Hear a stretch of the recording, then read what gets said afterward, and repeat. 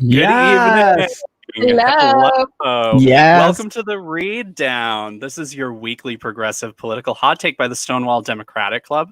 And on tonight's episode, we are going to be reading down the VP pick. It happened, and we're so excited to be here on this historic night. We're also going to try to touch on Russian interference 2.0, stealing an election 10 weeks out, our shared panic attacks.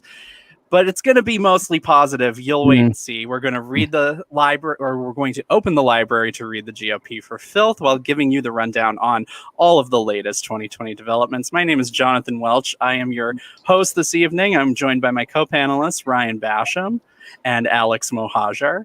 And we have a special guest this evening. I'm going to give it over to Alex because he knows all of her credits. It's Ebony Murphy-Root, ladies and gentlemen. Ebony is one of the members of the Stonewall leadership cohort, the first generation of the Stonewall Democratic Club's leadership team program. She is a board member of Bitch Media and a board member of the Heart of LA Democratic Club.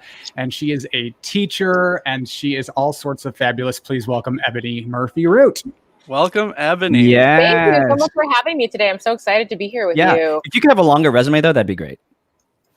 What else about me? I'm from Connecticut. I'm very proud. She's like, well, I'm happy you asked. Yeah, hey. Listen, I am thrilled to have another New Englander on the show. So, Ebony, it's great to see you and great to have you.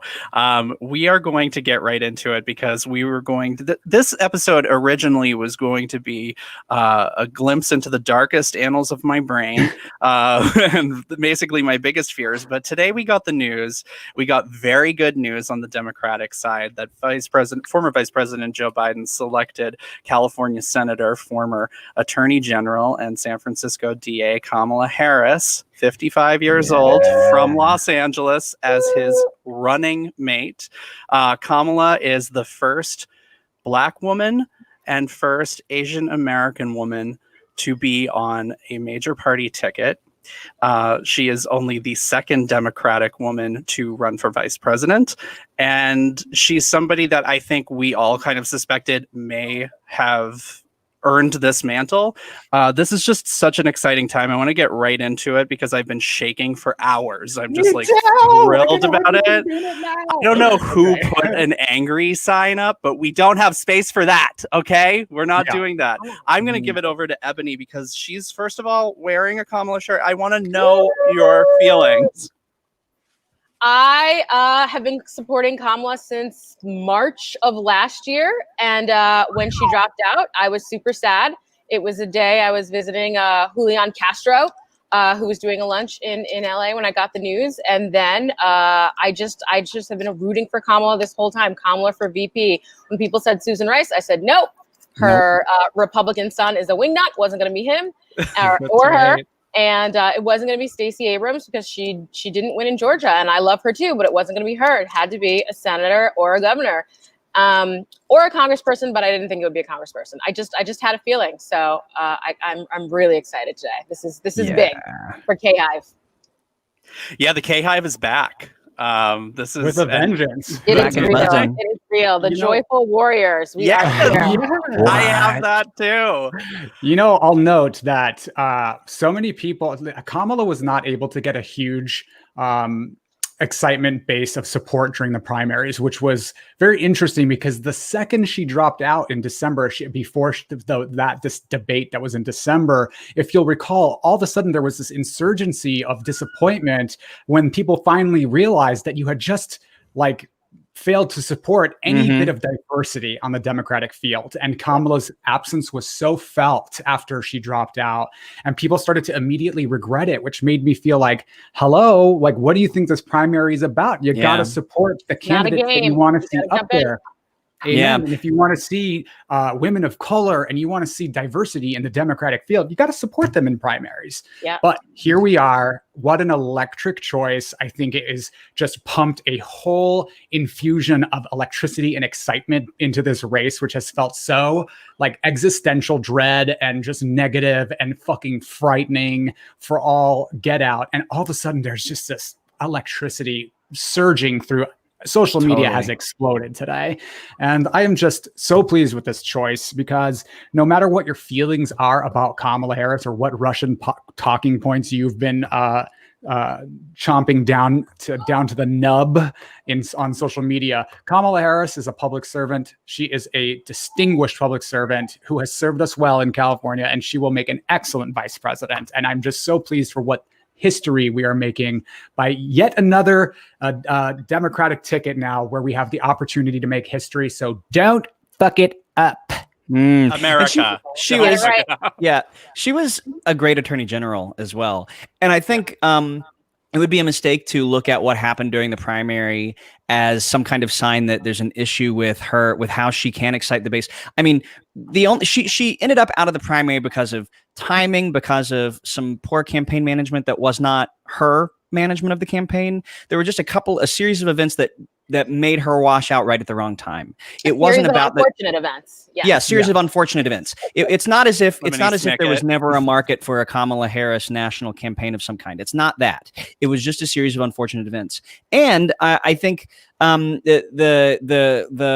unbuyer's remorse, I think Joey Reid referred to it as earlier today, is totally real. There are tons of people who wished she had been in the race. I even remember watching SNL the week after she dropped out, and like they were, I think it was it was like, exactly, it was like such, like, that was when it became That's real not for my me. Like, quote, by the way, that God. was the SNL quote. Sorry. Yeah, that was Maya Rudolph as Kamala Harris. That was Maya Could have had a Rudolph. bad bitch, which though, Ryan, I wanted to say that, like, you were talking about the market for Kamala Harris's candidacy, and I think that we did see a huge market for that when she announced. She drew a crowd of about 20,000 to downtown Oakland for her announcement. Huge crowd. Huge. We hadn't seen that at that point in the primary cycle. So really, she was one of the first, like, most exciting candidates that we had seen. What happened, I think, was that there were so many people and so many voices that it actually became very hard for somebody to rise to the top. She did have her moments. In fact, after the first and second debates, her polling numbers were far ahead of anybody else in the field. So I think it was a roller coaster that kind of naturally happened with everybody else in the field. And we ended up with, of course, Joe Biden, who I think a lot of people felt was going to be the nominee all along. She also already had a national profile, and there were a lot of people in the race who didn't. And I think there was a curiosity about all the 15 bajillion people, and so there different people popped at different times, and it took away from the focus that would have been on Kamala had she not been a shiny new object. But for the hardcore politicos who were already paying attention, she was kind of a known entity, which now I think is an asset, because I'm glad we don't have to spend the next 80 something days educating the hardcore politicos across the country about Kamala Harris. We've already got that built-in advantage. Now we can use political awareness of Kamala to help educate the rest of America on who Kamala is, why she's a fucking badass, and why we should get behind her. Well, Tiffany J says she had a feeling Kamala would be the running mate, and she is here for it, and so am I. Yes. I think really any of the shortlisted candidates that were up in the running for this position would have been excellent, but there is something that is just very electrifying about the fact that it's Kamala. And if you've ever watched her grill people in Senate hearings, it is a sight to behold, and I cannot wait to watch her in a vice presidential debate with lame-o Mike Pence. Oh my God. And I think internally, real quick, there were reports that the Trump political operation was most nervous about a Kamala Harris vice presidential pick, and I think that's for good reason. They should be. She is a smart, sharp, quick, and no nonsense, really wonderful U.S. senator, and she's going to do us proud. Okay, but what's the over/under on, now that she's been picked, Pence being dumped from the ticket? In favor of Nikki Haley? Haley, I think.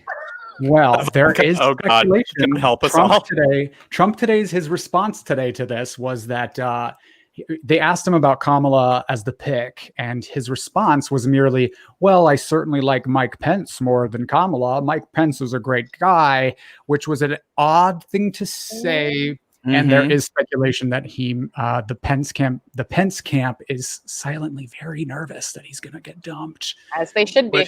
Well, Trump's all about the news bit, right? Trump is all about getting the headline, and let's get some quick headlines, and dumping him and having somebody new pumped into it would surely be electrifying for the Republican base. And it would be pitting one AAPI woman against another. I can see that being like a last-ditch effort. I mean, did you see the commercial that the Trump campaign dropped as soon as the announcement came out, trying to pin Kamala to the radical left? It's like they can't really come up with an attack line that'll stick to Biden. And I think they're going to try and make this stick to Kamala, but it's like, I mean, I think anybody who pays attention is like, I mean, it's not like Kamala is the most progressive person in the world. I mean, this is a pretty moderate ticket. I don't think it's going to stick. Well, this is the most progressive ticket that we've actually seen in American history 100% so far.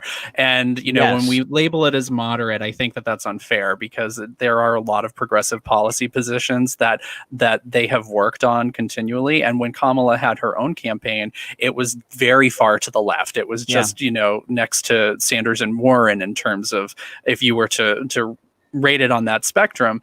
So, it is progressive, and that's something that we shouldn't shy away from. But at the same time, it helps to rebuild that Obama coalition, in part because, you do have a woman of color, but also you have someone who was well known during the Obama administration. She didn't serve in the Obama administration, but she certainly appealed to a lot of the same people who got behind Obama and Biden. So I think it's kind of a natural choice in a lot of ways. Does anybody have any apprehensions about this? Should we hash this out? I'm feeling overwhelmingly positive, but let's just keep it up, right? No apprehensions on this. I think it's I don't feel apprehensive behind her. And I'll say, hey, look, we've got a lot of comments rolling in, so maybe we can read some of our user comments. A lot of people are chiming in today. And by the way, if you like what you're hearing, leave us a comment and we will read it on air, and we'll bat around with you. So we'll bring you into the fold. Tim Person, Kamala versus Pence, utter devastation for the GOP. Let's see. Mackenzie Hussman, Kamala 2020. I've been on her, the Kamala train from the start. All right. So let's see what else. How soon can Biden and Harris start going after them every day? Says Amy. Let's start with yesterday would be great. Yeah. They are. And by for the way, those of Ebony, you're getting a lot of love, Ebony. I mean, a lot of love. Yeah. We've got Rebecca. We've got Meg Noble. We've got Ruth.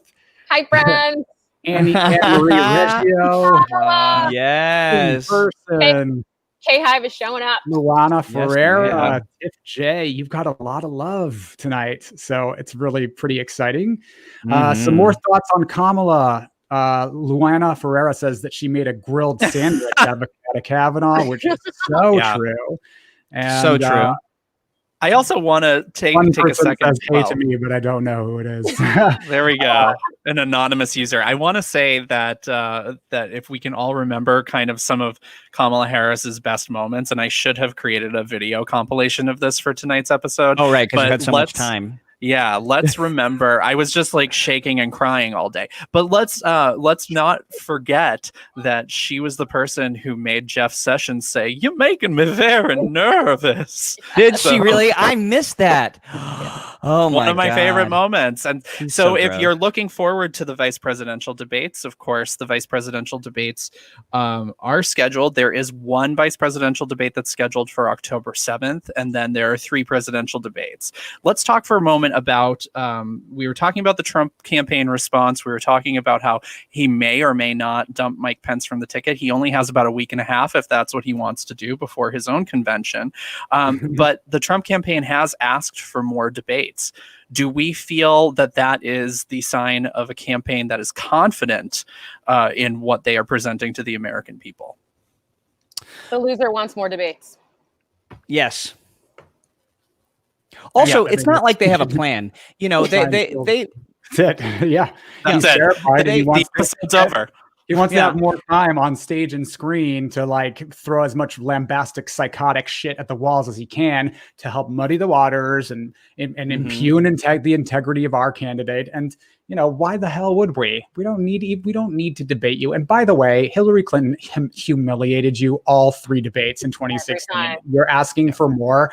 Sit down, Donald. Just he doesn't want any of that.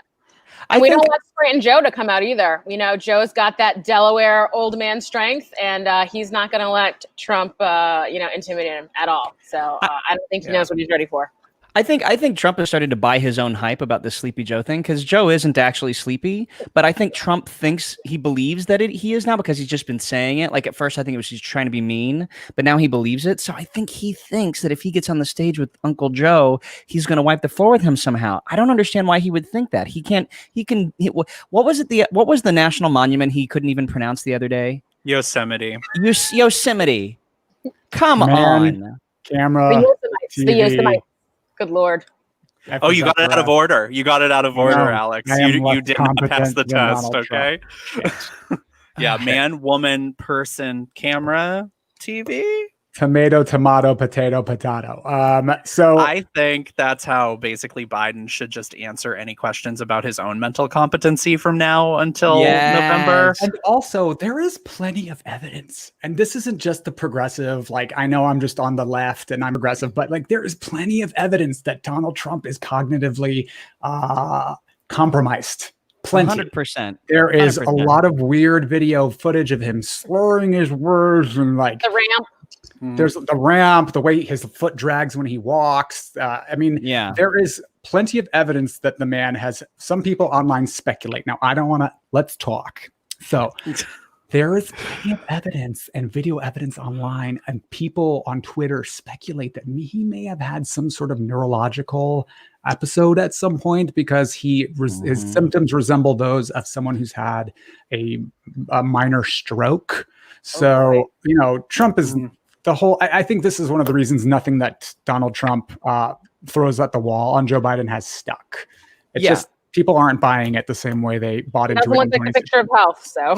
Yeah, I mean, that's the thing about, Joe Biden's gaffes is like everyone can relate to something every once in a while, having had something come out of your mouth and been like, those were not my words. How did that happen? That's something anyone can relate to. But as someone who has made gaffes myself, like I can relate to that. It's happened before. Now, slurring my speech all the time, not being able to pronounce commonly used and universally known words, that is not a thing that happens to me unless I'm really drunk.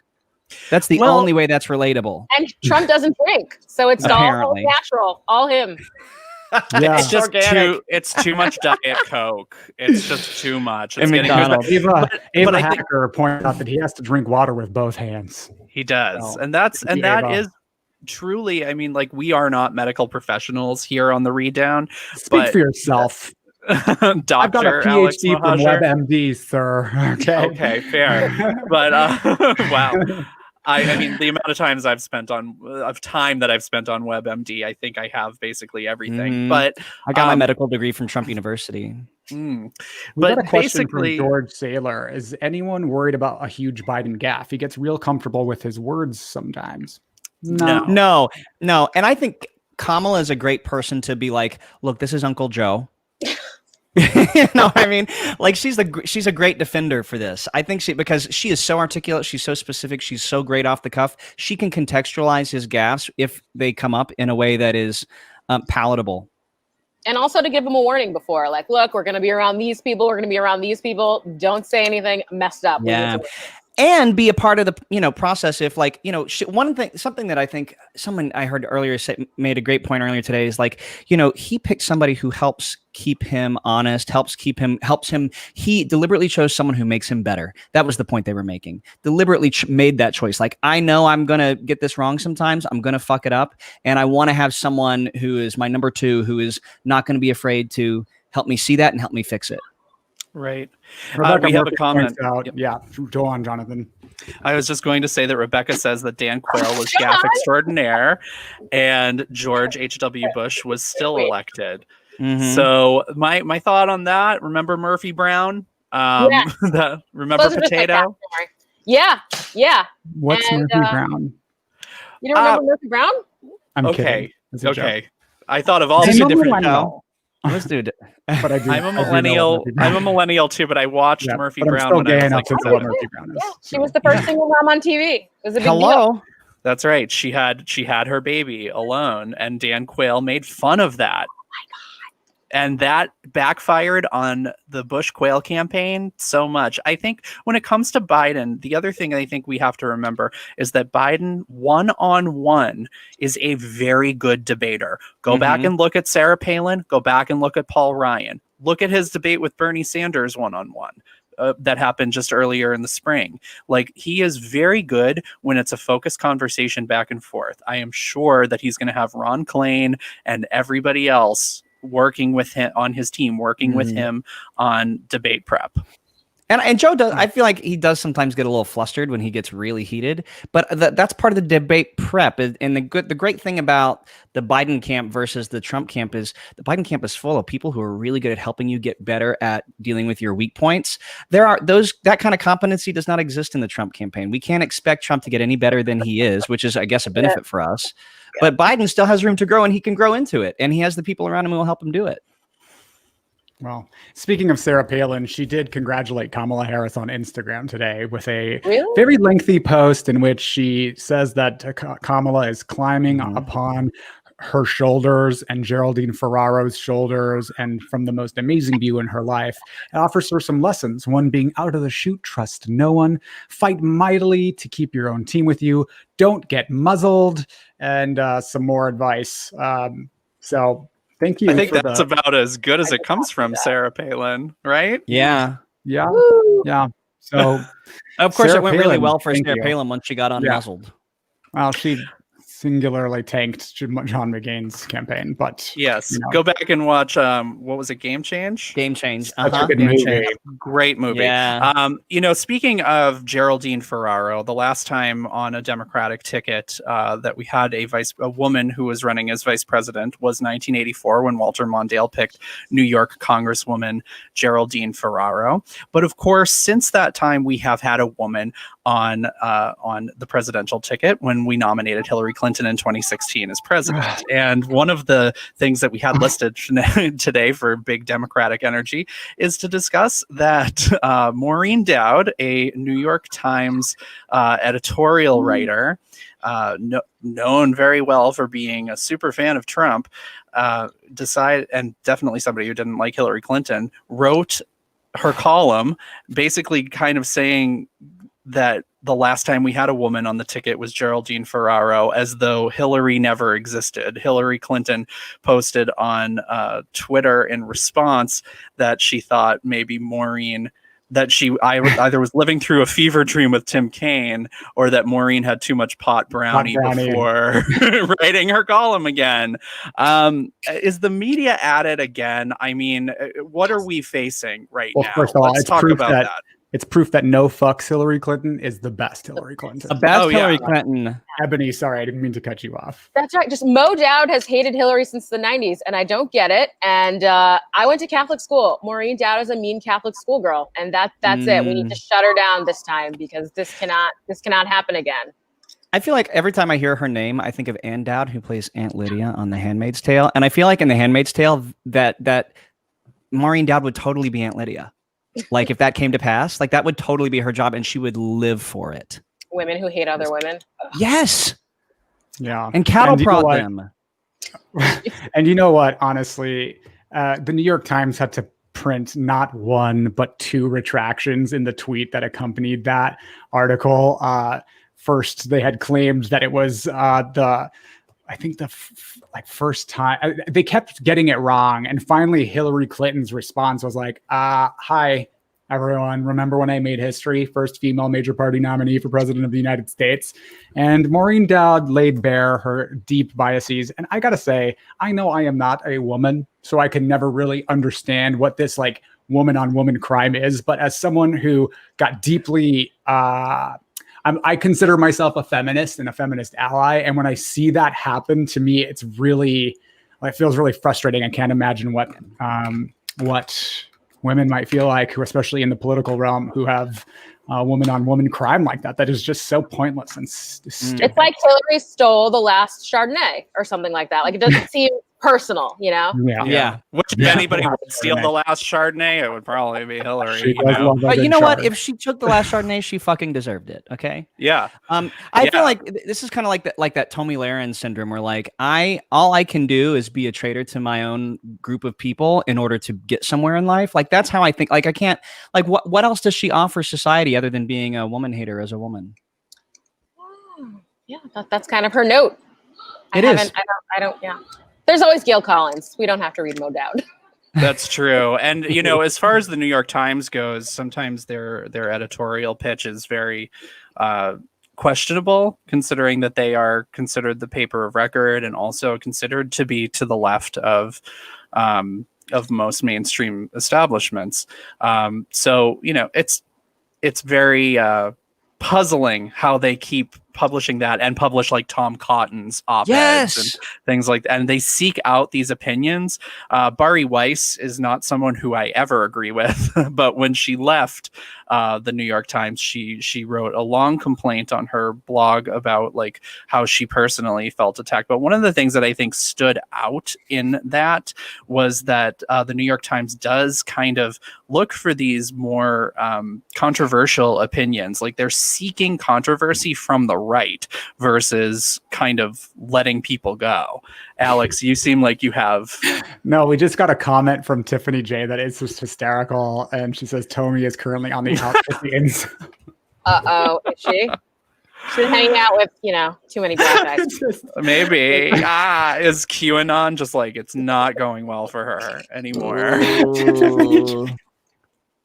I want to move on. I want to move on to while we're celebrating Black women, I want to celebrate another Black woman in politics who did something really excellent in the past week. New York State Attorney General Letitia James filed a lawsuit last week with the intention of dissolving the NRA, kind of citing that the NRA has, and its leadership, including Wayne LaPierre, who has been at the head of the NRA for 39 years, has been pocketing member funds for lavish vacations, embezzling money, kind of taking money and not doing anything with it as an advocacy organization. And that was sort of the root of that.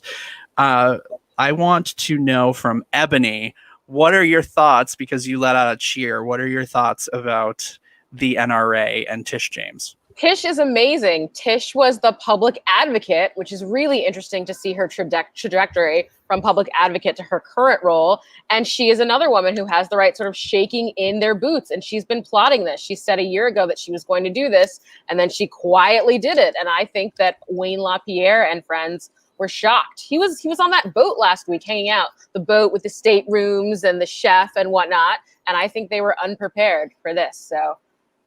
And how could they have been unprepared, though? Because she forecasted this. She let them know that this was coming.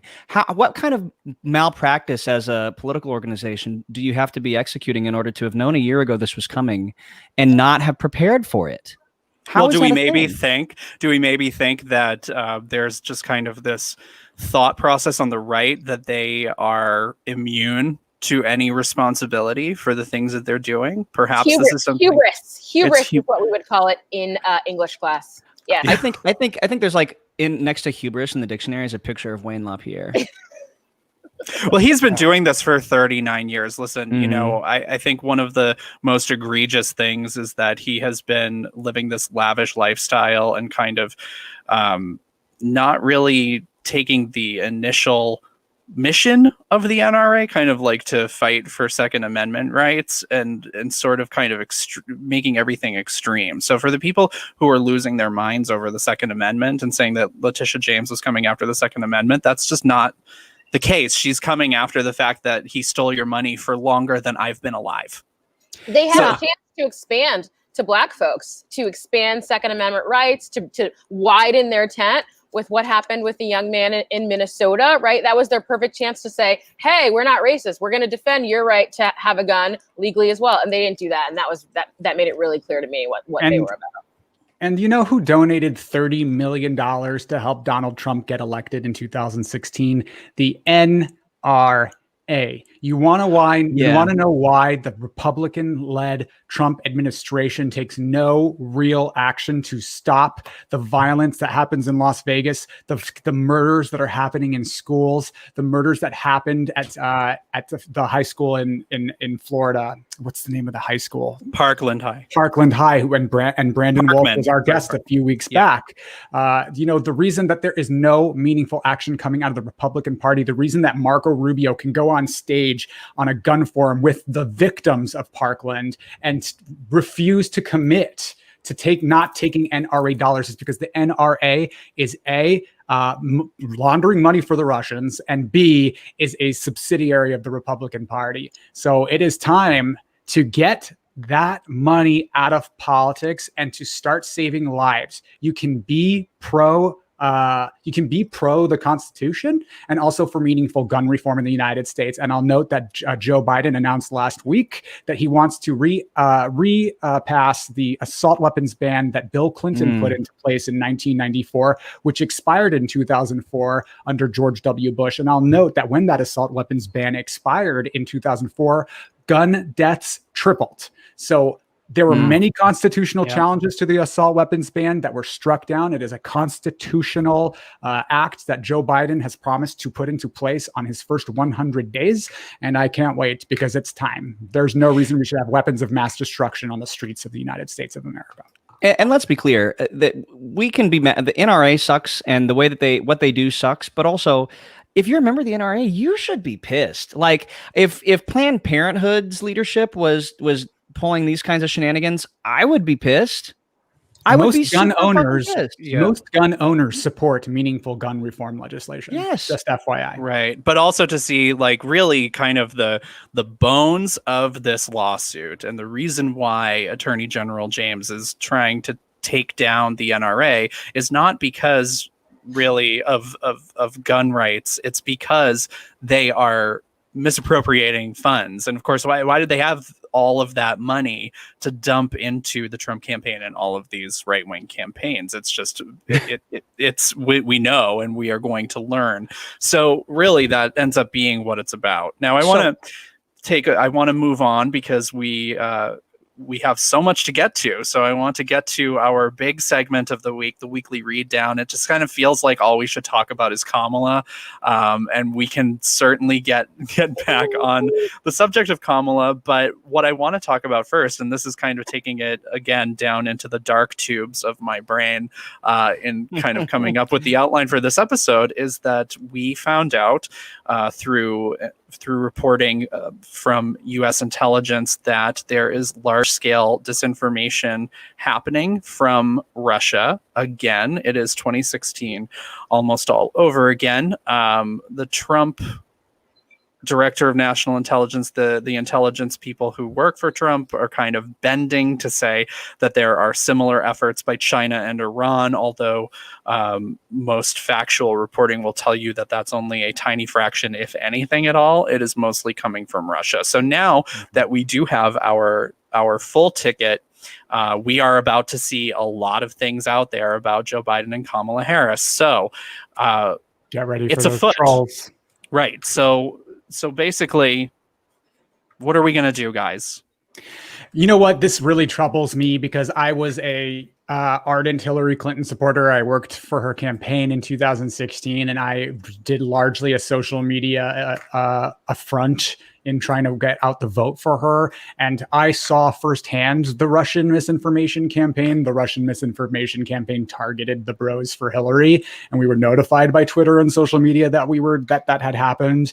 And I think it is a very sophisticated misinformation campaign where they use American narratives to pump into our social media feeds and then have progressives, people who agree with us, echo and regurgitate those talking points, ones that are highly disingenuous. And I'm going to do this during my library later, but let me just give you a hint. If you're seeing people online calling Kamala Harris a cop, question where that's coming from. If the Twitter handle is an egg or like 16 numbers at the end, be judicious. If you are parroting messaging that you are seeing on social media and that messaging is coming from strange social media accounts, question whose line of thought and whose narratives you are parroting. And if you're parroting Russian narratives, maybe it's time to re-examine your viewpoints and where they were born, because this is a very sophisticated effort to make you believe lies and really just to parrot really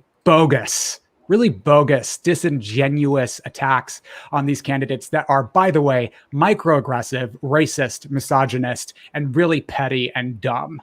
So if you're already looking for a confirmation bias of your disdain for a woman or a woman of color, you will find it in the Russian talking points. So please be careful what you're parroting, because what you're doing is divisive and harmful to the American electorate and to the candidate herself. And if you care about getting Donald Trump out, please be judicious about what you are consuming on social media. Even my mother sends me like stuff that I'm like, Mom, where did you even see that? Is that from a vetted news source?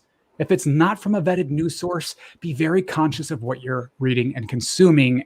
And by the way, I'll note, please challenge it when you see it and it's bogus. If it's not a vetted news source, challenge it. It is up to us to challenge it where we can. And I know that it feels like a big fight, but you do your part, I'll do mine. And if we all do our part, we're going to try to combat this. There are more of us than the 200 Russian trolls sitting in a bunker, in a military bunker in Russia, 24 to 36 hour shifts, pumping fake news into your social media accounts. There's more than us than them, but it's our job, all of us collectively, to stand up. I also want to say that I think we got a comment from one of those bots when we started our broadcast today. So they're here. I think we might have.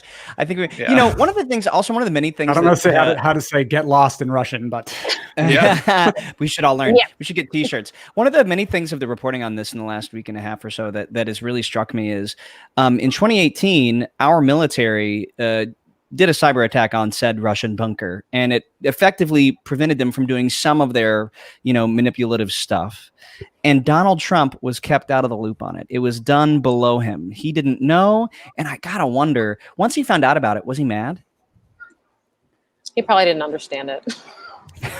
Was it given to him in writing and he can't read it? Why would he be mad? This is the same guy that failed to take any action when the Russians put bounties on American soldiers. Okay. Well, that's what I'm saying. Was he mad that they did do something to Russia? Was he mad that his military did attack Russia? Probably. He's anti our intelligence community. He's anti-American. And that is the most outrageous thing. This is supposed to be the party of tear down that wall. And it's now the party of I'm going to let Putin do whatever he wants. He's a very strong and powerful man. And by the way, I did learn how to say get lost in Russian, and it's uberaisia. I like that. Ooh. And Ruth actually just shared that with us. So if we want to know the spelling, all we need to do is copy and paste it. Please comment if I'm saying this right. Is it uberaisia? Uberaisia? Maybe not that I could read. Yeah, I don't know. We'll figure that out. Okay. It's disturbing, Tiffany says, how committed Russian intelligence is to pushing disinformation and undermining U.S. elections. Well, Vladimir Putin's singular objective is to destabilize Western democracies because it strengthens Russia. Yeah, and so he's not just doing it here. No, he's doing it everywhere. And let me be clear. Forbes named Vladimir Putin the most powerful man in the world. And his singular objective is literally world domination. And I know that sounds cartoonish, but that is what he wants. He wants to make Russia the world's leading premier power. He is not our friend. He is not anybody's friend. He is a deranged former KGB agent who murders people who disagree with him. He's a very scary man. And frankly, we should all, it should be the single unifying force of the United States, of American citizens, to stand up to somebody like that. And when Hillary Clinton called him Putin's puppet in that debate stage, I had chills. And I thought Americans would be like, yes, this little girl from Illinois who grew up with a working class family and a father who served and a mother who was a maid, grew up to the highest annals of American government and looked this guy in the face and said, no, not you, Putin. She had more courage than Donald Trump ever will. And that really I thought people would unify around that. And it's, Putin's a bad guy. Sorry. To that point, go ahead, Ebony. You know who Putin is friends with is Wendy Dang, who used to be married to Rupert Murdoch, right? And Wendy and Ivanka are besties. Nobody ever talks about that. They hang out. It's like 2 degrees of separation. So that's bizarre. Someone should look into that. Yeah. I think there's a lot that we should look into with that family and their connections to Russia. I mean, Eric Trump even said it, that like we get the money from Russia, like when it comes to building projects that they have. So like, why aren't we looking more into this constantly? You guys, we have been looking. Let me tell you, I've written about this. I've done a lot of work on the Huffington Post about this very issue. Donald Trump has been taking all expense paid trips to Russia on the expense of the Russian government since the 1980s. Okay. He has a long noted history with Russia. And then he has done interviews as recently as 2014 when he was just a reality TV show star, saying that he has a personal relationship with Vladimir Putin. And then magically during the 2016 debates says that he doesn't know Vladimir Putin's never met him, never heard of him. His dishonesty about that fact should be telling to the American electorate about what kind of relationship do you have with Russian oligarchs and with Vladimir Putin, and why, and what is in your tax returns, Donald. And I'm glad that the New York Southern District of New York now has those records. I think a lot of people though do have a hard time imagining that this really is the vast Russian conspiracy that it is, but it really is. You know, it's a known fact that the Russians play the long game, trying to cultivate Americans and just people in other Western countries that they think might have a chance of being somebody someday, so that they play the long con with those folks, so that and they invest a lot of their manpower into it, and so that if one or two of those become somebody, they can leverage that person. They can use that person. It's a thing they've been doing for decades and decades. Rebecca Murphy commented, I wouldn't be surprised if Russia wants to invade more countries. They do. They've been playing this this has been the Russian ideology for hundreds of years. Infiltrate cultures near and far, start absorbing them, and eventually become one massive country. That's really, they believe that it's their right. Just like Manifest Destiny was a thing as America was expanding across the West. That's exactly how Russia feels about the entire globe. Amen. I'm tired. And speaking of kind of where we're going with disinformation on Fox News, on one of the bullshit talk shows that they have, pretty much all of them, but it was one of the more extreme ones. I think Life, Liberty, and the guy's name, and I forget, and I won't even give him the glory. Okay. Bill Barr appeared in an interview and said a lot of things this week about kind of the Democratic position, kind of calling us fascistic and saying that we didn't care about any of the norms or any of the rule of law or anything like that. We were Bolsheviks. I think pretty much that like reality isn't real to some of these people, and we're turning the corner into this time when they are just going to kind of gaslight us and turn everything around. Did you guys catch this? Did it make you sick to your stomach? I can't really watch Bill Barr, but I want to know what you guys think. Ebony, you shook your head. I was yelling at the screen. It's all opposite day. It's their tell. They project, right? So they're the fascists. They're the right wingers, but he turns it around. He's a scary guy. He really scares me because he's smart. And he doesn't look that scary, which is always really scary. He was a bully also growing up in New York City. He used to do really terrible things to people. He and his brothers. And really? Yes. What do you know? What things he would did? Put people in lockers and like give them like arm burns, like mean, teenage bully things. But it was I think a trio of Barr brothers, and they were scary. Yeah, you can tell they have that or he has that smug look on his face, like he's just completely impugned and will never face any kind of judgment. But we're hoping that obviously that something happens. I mean, he did also face Kamala, and she was eviscerated him, relentless. So if you want to watch the Bill Barr interview and get like really angry, and then you want to switch to the other side, just watch. I wish we had a clip.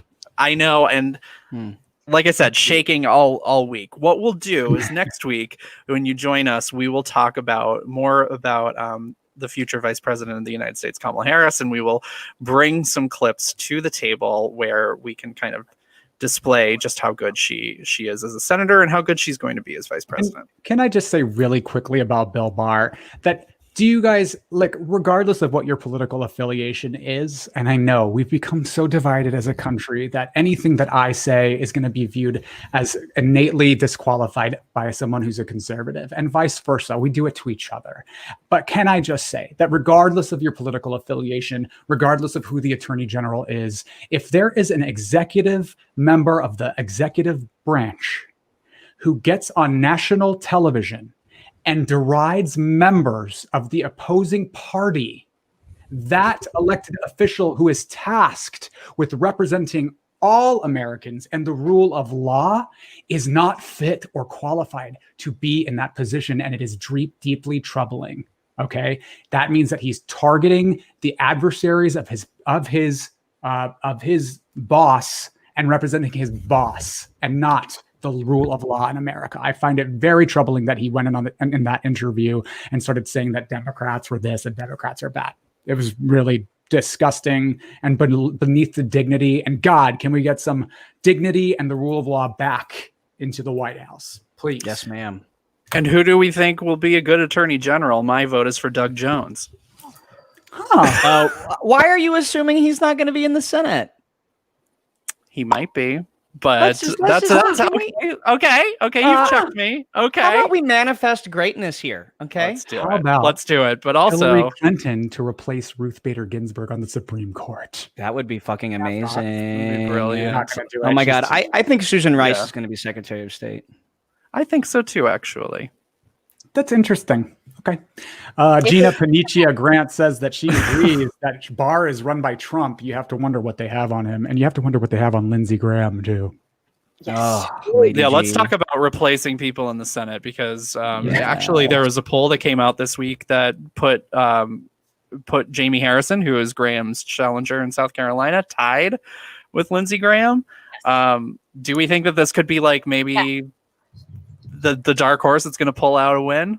South Carolina is possible. Yes. We are from the same town in South Carolina. I think he's my distant cousin. Have I told you this? Jamie? I've got to do some more ancestry.com, but everybody in the town's related. So I think. I mean, it is South Carolina. Yeah, it's Orangeburg. Says someone from East Tennessee. Like, I'm not throwing shade. Listen, my parents are both from, true story. My parents are both from West Virginia. They found out on their wedding day they were sixth cousins. Yeah. Okay. Yeah. Well, I'm Persian and I have no idea what you're talking about. So. Oh my gosh. Okay, but so here's the thing. If you're listening to this right now and you haven't donated money to Jamie Harrison's campaign, do so. Because especially if the Republican base is demoralized in any way, he has a real chance. And he's also a really incredible guy. Like, he's an incredible candidate. He would be a fantastic senator. And he's young. He's got a lot of energy. He could be in that office for decades and making a real difference.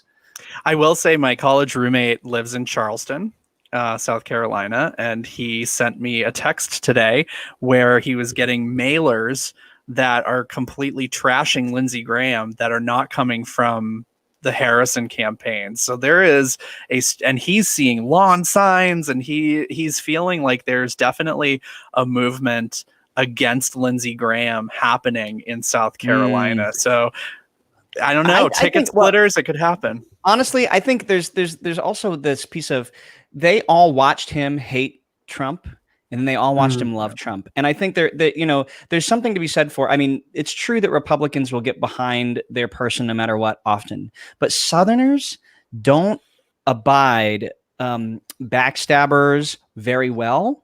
So I think that their opinion of him as a person has just got to be so low at this point. And I think polling bears this out, that their opinion of him as a person is low. And I think that might be enough for them to not support him anymore.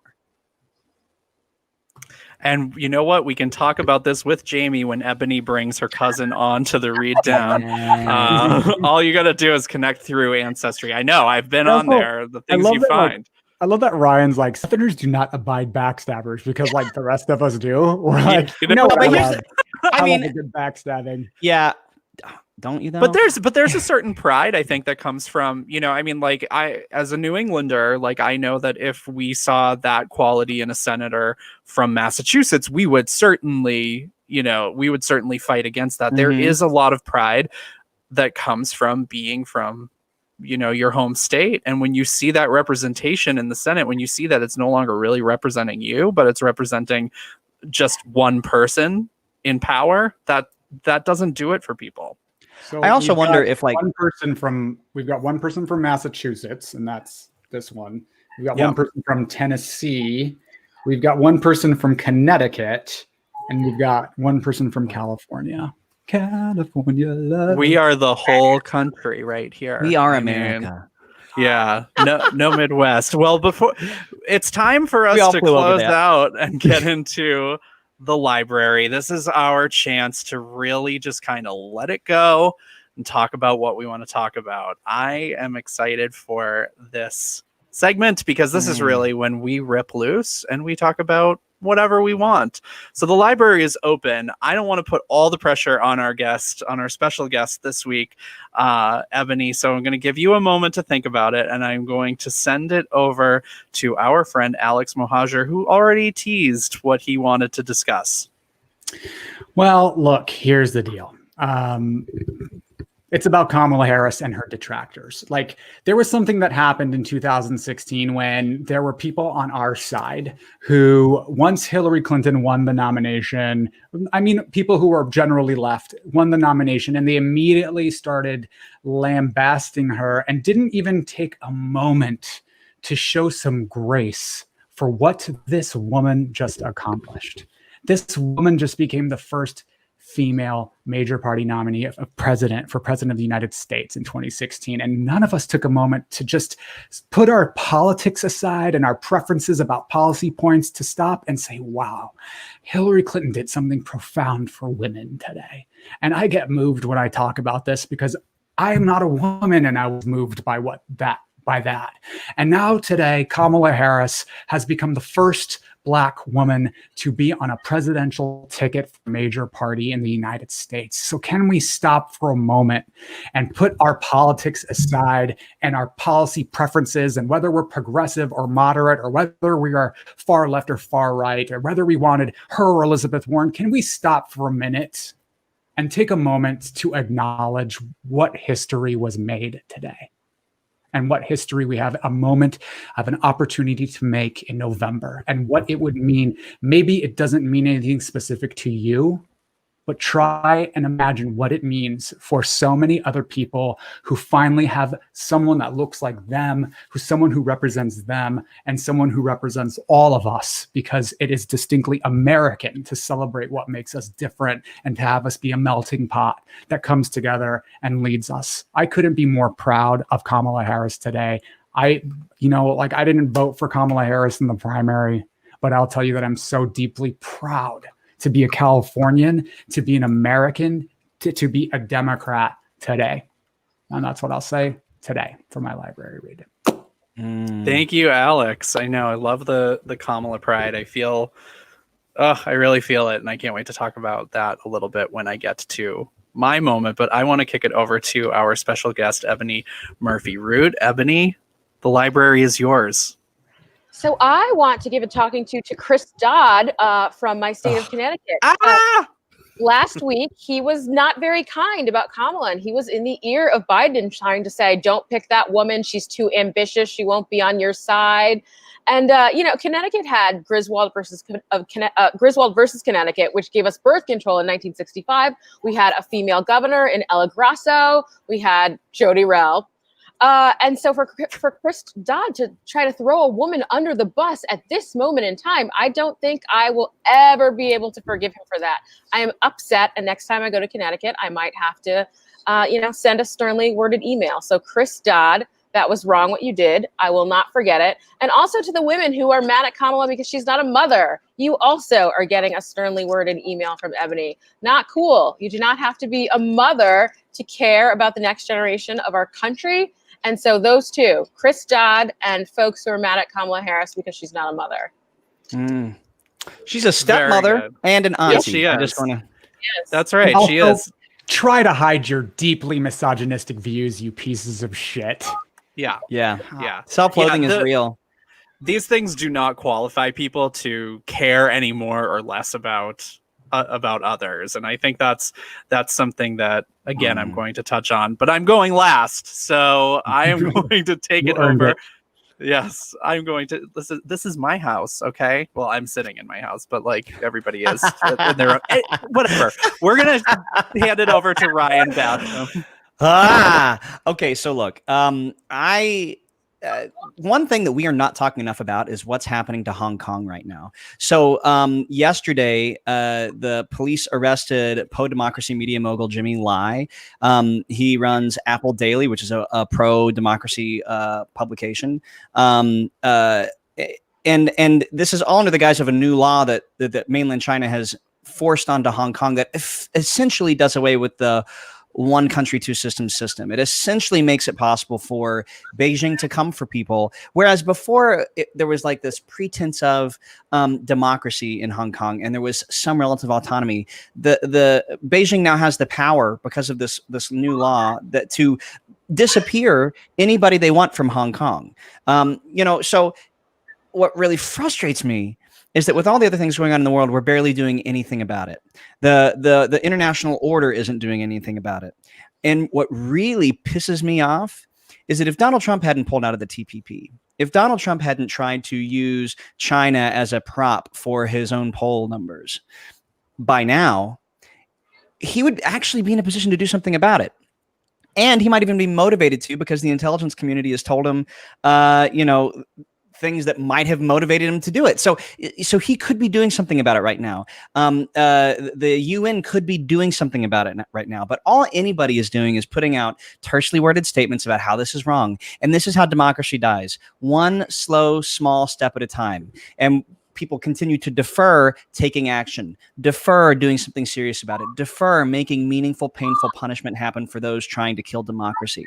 It's something that's true in our country, something that we should be aware that we let happen, letting our democracy die slowly, and we can see it over the pond in Hong Kong. So I encourage anybody who's listening to this or watching this to write to your congressmen and senators and ask them to do something about it. Ask them to force our government to do something about it, because you know what? This will become normal soon. And the democracy that once was Hong Kong will just become a part of history soon. And when democracy dies anywhere, it starts to die everywhere. We need to do something about it before it's too late. And that's my read. Thank you, Ryan. I like to zoom in and zoom out. It's fine. Yeah, I'm trying to go technical difficulties.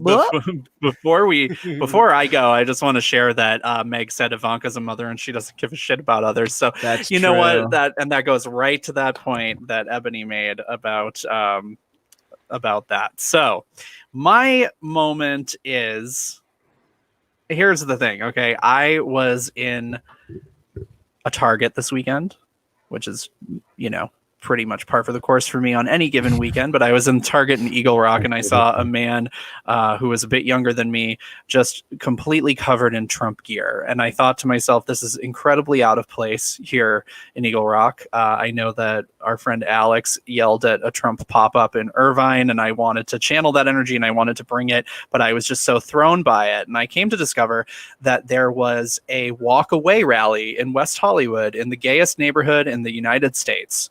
A walk away rally from the Democratic Party that drew a lot of people who look like they certainly don't live in West Hollywood. Like they came from other places in order to come and march down Santa Monica Boulevard and sell their Trump gear. And that brought me to a discussion that I had with my old roommate from New York, who is currently, because he's furloughed, he works on Broadway and he's furloughed and living with his mother in Michigan. And he is seeing Trump signs everywhere. He said he could throw a rock and hit 12 just in his neighborhood alone. I think that's there is an arm. Yeah. Oh, yeah. I mean, he's pretty strong. Anyway, I think that there is something to be said for merch. I personally am not the type of person who is going to go buy a Joe Biden, Kamala Harris shirt. And you want to know why? Because every candidate that I have purchased clothing for has lost. I have put bumper stickers on my car. I had a Hillary sticker. I put a Warren sticker over it. And listen, they didn't win. My roommate was very astute in bringing that up to me and saying, every time you buy a piece of merchandise for a candidate, they don't win. So I am going to withhold those dollars for right now. I'm going to donate them to the campaign instead of buying merchandise. But I advise that if you are on board with us, if you are riding with Biden and you are excited about Kamala Harris, please support them by buying merchandise, buy signs, put them in your lawn, show that you support these candidates. Because the more that we show that we are supporting them, the more eyes get on their names, the more people come around to understanding that this is the choice that we should be making in November or earlier, because actually we should be voting in October. So that's kind of it's not really a read, but it's more a light suggestion that because I am jinxed, I am cursed, and I cannot buy this merch, I am hoping that you'll go out and support the Biden-Harris campaign. So that is my read for today. And this has been the Read Down. I want to thank everybody for joining us. We are so excited. Look at Ebony has all of her stuff. Yes. My car now. But come on, has anyone like walked down a street and seen like a Joe, like a bumper sticker for another candidate and been like, you know what? That bumper sticker just put me over the top. You know, I feel like No, but we should pay attention to the fact that this election is different. And I agree with you, Jonathan. Yeah. I think we should publicly voice our support for this candidate. It is important. whatever that looks like for you. But I am not dismayed or swayed by these Trump pop-ups. I think it's just a couple of rabble rousers. Mm-hmm. And, well, I do want to say, because, you know, I am not, I don't think that is necessarily the sign of a winning campaign per se. I don't necessarily think that means that they're going to get it, but it does. I want to see more Biden pride. I want to see that out there. So I'm just kind of encouraging people to use the money they don't have that Trump has taken away from them from unemployment and buy some bumper stickers and t-shirts. Okay.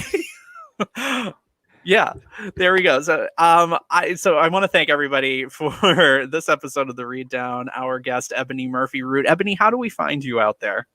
I'm on Instagram as Ebony Absolutely, and I'm on Twitter as The Real Ms. Murphy, or just Google me. I'm on LinkedIn. I'm easy to find. Brilliant. Thank you guys so much. This has been The Read Down. We are a production of the Stonewall Democratic Club, and if you are interested in joining the Stonewall Democratic Club, you can join for as little as $25 a year and find out more about what we are doing in this election and beyond at www.stonewalldems.org. You can follow us on our socials. If you like what you are watching, we are here every Tuesday at 6 p.m. Pacific time. Please subscribe to our YouTube channel, like us on Apple Podcasts and Spotify, and we will see you around. Bye.